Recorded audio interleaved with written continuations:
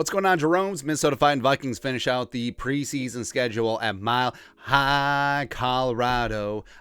Freaking John Denver, man. But here are 10 things to watch for, even though I fully understand it. 8 p.m. Central Time, which is the only time zone that matters. Saturday night. So it's a Saturday. You're out there winning the evening. You're welcome. You're welcome, because my ass is going to be in this chair. We'll be watching this stupid game. Been doing a halftime show, pregame show, postgame show. We're here. You want us on this wall. You need us on this wall. Here we go. So 10 things to watch for. Number one, quarterback snaps. How are things going to be divvied up between Nick Mullins and Kellen Mond and Sling and Sean Mannion, etc.? What's going to be going on there? Can Kellen Mond actually make a push to make the 53? Does Sean Mannion maybe have a future? Is Nick Mullins actually going to get some snaps in the final preseason game against Denver? I think that he should, but we'll see what happens, because it's actually a bit of a quagmire right now. Sean Mannion got most of the reps with the twos in practice on Thursday during the scrimmage. Kellen Mond mainly got walkthrough snaps, and Nick Mullins got a few snaps here or there. So I don't know. I don't know what the plan is going to be. Like, do we live in a world where Cousins, Nick Mullins, and Sean Mannion all make the roster and Kellen Mond is just straight up cut? Maybe. Next up, number two thing to watch for against the Broncos, another Ty Chandler show. That's right. So Vikings, signs are there that they're going to rest all the starters again. In fact, the top third of the roster. So Dalvin sitting. I would sit Madison as well. So it's going to be a Kinkene and Wangu as well as Ty Chandler show. Now, Chandler had his breakout game against the Raiders was okay against the Niners.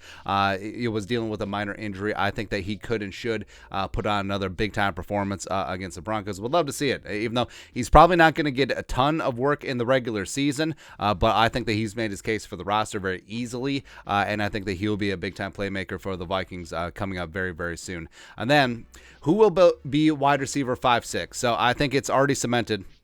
Well, actually, I think 5 are cemented. I think it's Jefferson, Thielen, KJ, ISM as wide receiver 4, and I do think that BC Johnson has really sutured up wide receiver 5. But it's going to come down to who's going to be the 6th wide receiver on the roster, because I think they carry 6 on the 53. I think they carry 1, maybe 2 on the practice squad. So is it going to be Myron Mitchell, who had himself a really nice training camp, had a couple of drops in the last preseason game? Tristan Jackson's really been rising. He's my favorite right now. Jalen Speedy Naylor. I think if Naylor is going to make the 53, I think he has to win the punt return job, except that's still really up in the air right now. Oh, yeah, we should mention that. Number 1-1, who's going to win the punt return job? It was going to be who wins the punting job, because I was told that there's going to be a punt off, but not so much there. Then you do have Diamond Danches Senna, who I don't know.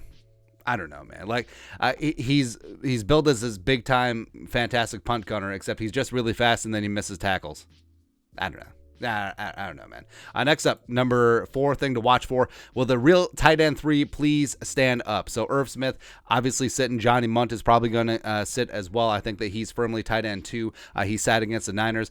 Nick Muse, the 7th round pick, did really well blocking, had a trio of catches. Zach Davidson had a trio of drops. Ben Ellefson is what he is. I think he's a solid blocking tight end. But I do think that Nick Muse right now has the inside track, because Nick Muse was a day 3 Kwesi pick. Zach Davidson was a day 3 Spielman pick, and Ellefson was a Spielman pickup last year, even though he was re-signed this offseason by Kwesi, so who knows. And then, number 5 thing to watch for, the Schlutman, Dutch pronunciation, hat trick. Can he have 3 extremely solid games in a row? And I think that he can, and I think that he quietly has amassed some really nice tape, both in preseason as well as in practice. I think that he has a chance to supplant Garrett Bradbury, where I think Bradbury is going to start week 1, obviously against the greasy, grimy Green Bay Packers and Kenny Clark.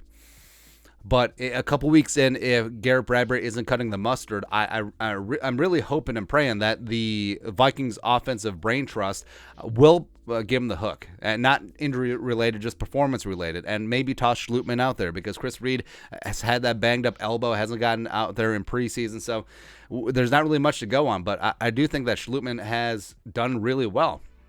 And the fact that he came in as UDFA the same season as Bradbury, I mean, he's young. He still has a chance. He's developed with Chris Cooper. He understands the philosophy. He understands the scheme. So everything's going popping up nicely for him. And then also for the rest of the offensive line, Blake Brandel, I think, firmly is a swing tackle. Ed Ingram needs to start over Jesse Davis. Davis can play both backup guard spots. He's been moving around left and right guard as well as he has some tackle flexibility. I do think that Oli Udoh is probably done. Maybe you could trade him. Maybe. I want to see what Vidarian Lowe does. Can he make the 53? Why Davis? I don't know. Man. Kyle Hinton, I don't know. Josh Sokol, I don't know. I just don't know, man. Number 6, T.Y. McGill, three-peat. Yeah, that's right. He's getting after it again. Preseason MVP. My vote for Mr. Mankato / Earl Vegan. I don't care that he's 97,000 years old, but he's been doing it well. And the Vikings should rest most of their starters. Diesel, Dalvin, Harrison Phillips. I would even rest Armand for Watts. I think he's fine. But start Bullard and T.Y. and Usezi and let Twyman and T.J. Smith and James Lynch get some work in there as well. Because I do think that James Lynch and Jalen Twyman are firmly on the bubble. I think they need themselves a big-time game against the Broncos to stave off elimination from the 53-man roster. Next up, number 7, D-line depth. We already talked about that. Number 8, the roster edge rushers. So taking a look at I think they're pretty solid 4 deep. Daniil, Zadarius, DJ, Patrick Jones second. I think that's very solid as the 4. I think they'll keep 5 on the roster in terms of outside linebacker, edge rushers. Maybe one more on the practice squad. So basically, you got 3 guys competing for 2 jobs. I think Zach McLeod has the inside track to be on the 53. Janaris Robinson, he's very toolsy, but remember, new regime. He was a Spielman draft pick last year, 4th rounder. It hasn't really stepped up the way that we wanted him to. Luigi Villain had himself a nice game against the Niners, had a fumble recovery, except I do think that Zach McLeod is currently ahead of him. So it could be a spot where McLeod is on the 53, and then it comes down to Janarius and Luigi Villain for the practice squad spot, something like that. Then thing to watch for, number 9, the cornerback room. So add in Ty Smith because he's back again. But Peterson, Dancer, Sullivan, I would say those 3 again. They sat him against the Niners. But Booth, hopefully that ankle is good to go, and if not, the young cornerbacks are going to get a lot of work. Caleb Evans probably going to play the entire game, which is fine. I really like what we're seeing out of the Pride of Mizzou. I think that his tackling prowess and capability is up there. I think his coverage skills are fantastic. I think Chris Boyd, who's also been minorly dinged up, I think that he can make a push to make the roster. Hairston, of course, has the experience with Donatel. He's kind of been up and down. Perry Nickerson has had some ups and downs as well, for sure. And Ty Smith, they already cut one, so I don't even have him listed at this moment in time. And then lastly, no snapping issues. So in terms of, they already got rid of Jordan Berry. A little bit surprising on Thursday, but they're also giving Berry a chance to catch on with another team. I think that he will have that capability. But they were 6 for 6 on kicks on the Thursday scrimmage, so that's fine. And Matt Daniels, the new Viking special teams coordinator, had talked about that Greg Joseph thought that Berry and Wright were interchangeable. So is that actually true? So watching every single snap, because DePaulo will be snapping, Wright will be holding, as well as Greg Joseph will be kicking. Is there no issues there? Hopefully, because that's the thing that you always worry about rookie punters coming in, is like, are their holding skills up to par? We know that Ryan Wright can boot it. We know that he's got a big-time leg.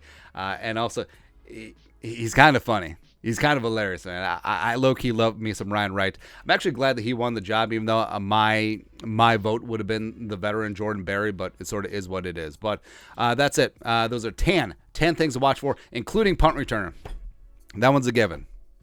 But 10 things to watch for in this mercifully final preseason game late Saturday night in Denver. Woo. Let us know your thoughts and our thoughts in the comment section below. Subscribe for daily Vikings takes. Want to support the work? Put a little something in the Venmo. But until next time, Skol, production value.